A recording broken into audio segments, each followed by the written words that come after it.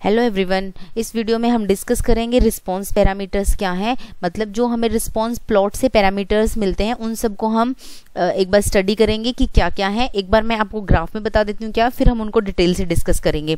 तो ये जो ग्राफ है वो आपका स्टेप इनपुट का रिस्पॉन्स ग्राफ है।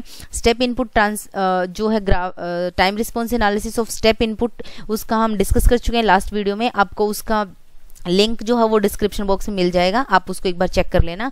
ये हमने वहां से ग्राफ प्लॉट किया हुआ है और अब हम इसकी डिटेल्ड एनालिसिस करते हैं। तो ये आपके पास टीडी जो है वो डिनोट कर रहा है आपका डिले टाइम को, टीआर रिप्रेजेंट कर रहा है राइज टाइम को, 4 टाउ जो है वो यहाँ पे रिप्रेजेंट कर रहा है सेटलिंग टाइम को, जो कि हम बाय डिफॉल्ट 2% एरर बैंड के लिए बाय डिफॉल्ट हम 4 टाउ को सेटलिंग टाइम लेते हैं। ये है आपका स्टडी स्टेट एरर, और ये इतने लेवल पे हमारी जो आउटपुट है वो पहुंच चुकी है। डिजायर्ड आउटपुट हमारी ए है, यहाँ पे ये इसका 90% तक रीच कर चुके हैं, 50% और 10%। ठीक है, अब हम इनके एक एक पॉइंट को डिटेल में डिस्कस कर लेते हैं। सबसे पहले हम देखते हैं कि डिले टाइम क्या है।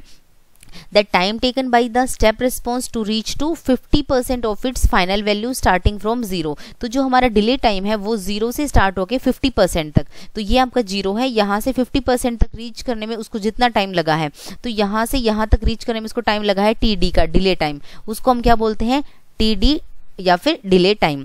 तो टीडी जो है वो अप्रोक्सीमेट आपका 0.69 टाउ होता है, तो आप ले सकते हो इसको 0.7 टाउ। टाउ जो है वो हमारे पास क्या है, टाइम कांस्टेंट, जो मैं लास्ट वीडियो में बता चुकी हूँ। टाइम कांस्टेंट जब हमारा 63.2% के अप्रोक्स पहुंच जाता है, या 63% भी बोल सकते हो डिजायर्ड आउटपुट का, तो उसको हम बोलते हैं टाइम कांस्टेंट। ठीक है, तो ये आपका इस पॉइंट से आपको क्या पता चल रहा है, जो हमारा टाइम डिले है वो डायरेक्टली प्रोपोर्शनल है किसके, टाइम कांस्टेंट के। इसका मतलब क्या हुआ, आपका टाइम कांस्टेंट जितना ज्यादा होगा उतना ही जो डिले टाइम है वो ज्यादा होगा। डिले टाइम जितना ज्यादा होगा इसका मतलब हमारा सिस्टम उतना ही स्लो होगा। तो जो स्लगिश है, जो स्लो नेचर है, वो डायरेक्टली प्रोपोर्शनल है किसके, टाइम डिले के। ये पॉइंट यहाँ से क्लियर होगा। ठीक है, ये टाइम कांस्टेंट जितना यहाँ पे कम होगा, फॉर एग्जांपल यहाँ पे आ गया कम हो गया, अगर कम हो गया तो इसका मतलब डिले टाइम हमारा कम हो जाएगा। टाइम कांस्टेंट जितना कम होगा उतना ही वो वहां पे जल्दी पहुंचेगा, सिस्टम फास्ट हो जाएगा। ठीक है, तो ये टाइम कांस्टेंट अगर हमारा कम हुआ तो, और अगर हमारा टाइम कांस्टेंट ज्यादा हुआ, जितना ज्यादा टाउ हो जाएगा उतना ही टाइम डिले ज्यादा हो जाएगा, उतना ही सिस्टम स्लो होगा। ठीक है, मतलब उसको रीच करने में वहां तक ज्यादा टाइम लगेगा। सो सिंपल, जो भी हमारे सिस्टम है, कंट्रोल सिस्टम का यूज करके मैं काफी एग्जांपल्स बता चुकी हूँ इंट्रो में, तो उन सबको वो सब डायरेक्टली से रिलेटेड हो जाएंगे कि हमारा सिस्टम कितना स्लो है। ठीक है, और नॉर्मली फर्स्ट ऑर्डर सिस्टम हमारे स्लो ही होते हैं। Next one, rise time. Rise time क्या हो जाएगा, time taken by the step response to reach to 90% of its final value starting from 10%, but not consider up to 100% because infinite time is required. अगर आपको 100% तक पहुंचना है तो हमें इनफाइनाइट टाइम लगेगा, इसलिए हम राइज टाइम क्या कंसिडर कर लेते हैं, 10% से लेके 90% इसकी फाइनल वैल्यू तक पहुंचने में उसको जितना टाइम लगेगा वो हमारे पास क्या हो जाएगा, rise time. Rise time is directly proportional to 2.2 times of time constant. तो ये देख लो आप, राइज टाइम यहाँ पे ये आपका 10% है।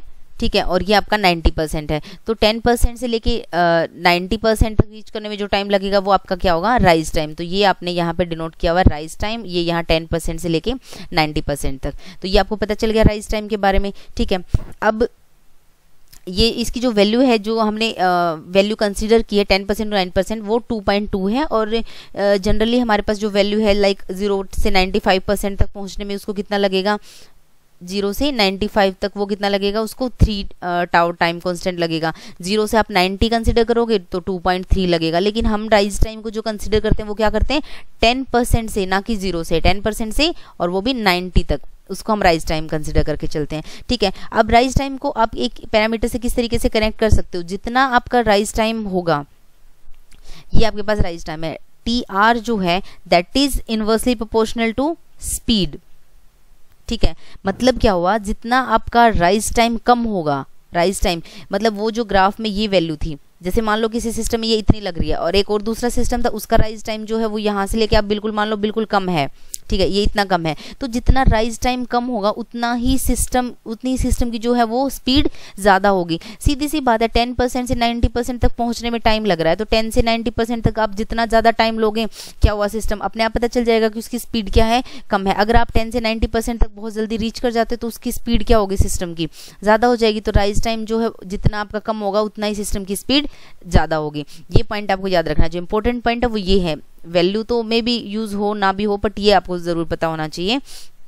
नेक्स्ट पॉइंट इसके अंदर हम देखते हैं सेटलिंग टाइम क्या है। Time taken by the step response to reach and to stay within a specified tolerance band usually 10%। इसने सिर्फ इतना नहीं बोला है कि इसको वहां पे पहुंचने में जो टाइम लग रहा है, सेटिंग टाइम, वहां पे पहुंचना, एंड टू स्टे, वो जो टॉलरेंस बैंड है 2% वाला, उसमें या 3%, जो भी आपका टॉलरेंस बैंड है वहां पहुंचना और वहीं पे स्टे करना, ठीक है, उसमें आपको जो टाइम लगता है दैट इज सेटलिंग टाइम। क्योंकि हो सकता है ना कि रीच करने में 1% है, यहाँ पे रीच हो जाए, अब उस टाइम पर वो स्टे भी वहाँ पे रहना जरूरी है। कुछ हल्का फुल्का मान लो स्टार्टिंग में तो चेंज होता ही है, तो उसको हम कंसिडर नहीं करेंगे वहाँ पे पहुँच के, और फिर जब सेटल भी हो चुका है उसको हमने सेटलिंग टाइम कंसिडर किया हुआ है, ठीक है।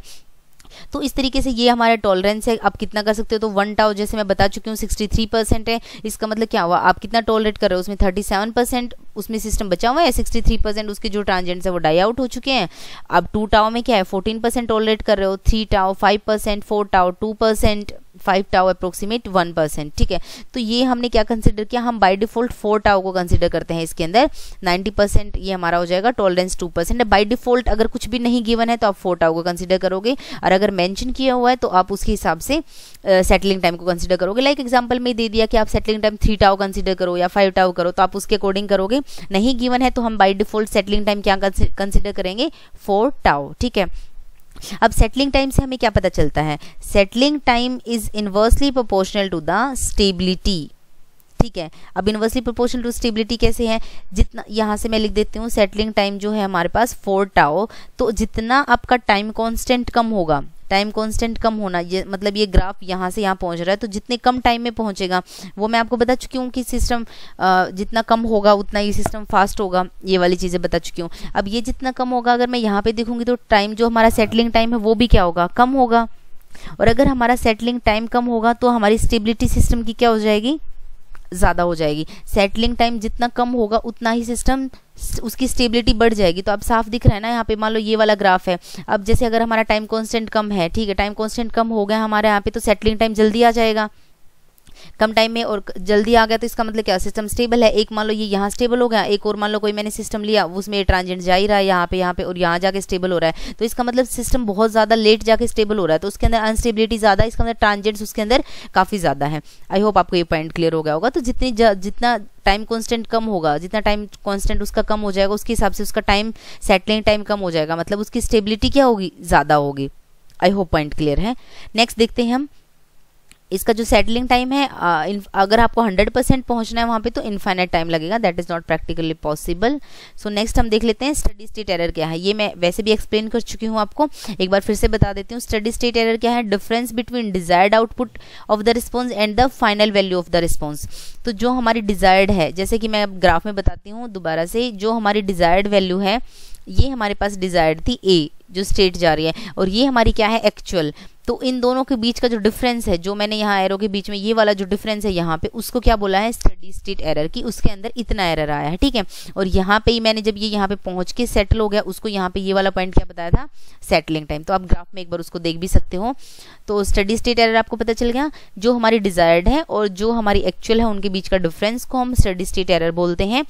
अब ये हमारा टाइम के टर्म में था। ESS अगर हमें फाइंड करना है तो limit t tends to infinity and e of t, तो आप जो लिमिट अप्लाई करोगे और t टेंड्स टू इन्फिनिटी, तो आपको उसकी वैल्यू मिल जाएगी। ये जो स्टडी स्टेट एरर है वो हम साथ साथ जो इनपुट चेंज करेंगे निकालते रहेंगे। लाइक स्टेप रिस्पॉन्स के केस में भी मैंने आपको बताया है, इम्पल्स रिस्पॉन्स स्टेप के केस में बताया, रैम्प के केस में मैं नेक्स्ट वीडियो में बताऊंगी आपको, पैराबोलिक के केस में भी बताऊंगी। तो इस तरीके से आप उसका ESS फाइंड कर सकते हो। और जो एग्जाम में जिस तरीके से आप ESS पे जो जितने भी एग्जांपल्स आते हैं, actually steady state error ESS find करने पे काफ़ी एग्जांपल्स आते हैं, उनको हम उनका जो मेथड है वो भी सेपरेटली देखेंगे और उन न्यूमेरिकल्स को भी देखेंगे कि किस तरीके से इस पे क्वेश्चंस आए हुए हैं। तो एक्चुअली देखा जाए तो इस चैप्टर में ESS काफ़ी ज़्यादा इंपॉर्टेंट है, काफ़ी क्वेश्चंस देखे गए हैं इसके ऊपर।